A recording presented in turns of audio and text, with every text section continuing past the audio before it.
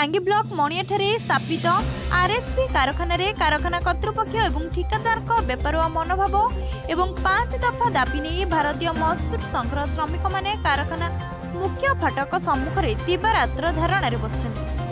कारखाना कार्य करुवा समय 4 जन श्रमिकों मृत्यु आज को 2 वर्ष बीती जाते पीए सुविधार वंचित फल सरकारी अनुदान पाइबार वंचित होती। संघ सह होइथिबा चुक्ति को पालन करा न जाई टाळटुळ नीति अवलंबन करा जाउछि। ठिका श्रमिक मानकु 22 दिनर ड्यूटी प्रदान करा जाउ नाही एवं सेमानकु सेफ्टी उपकरण प्रदान करा जाउ नाही।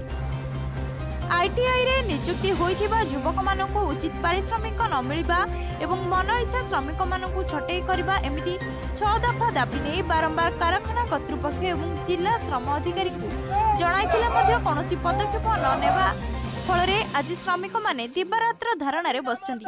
जे पर्यंत सेमानक दाबी पूरण न होइछि से पर्यंत आंदोलन जारी रहबो बोली प्रकाश करछन्ती श्रमिक माने।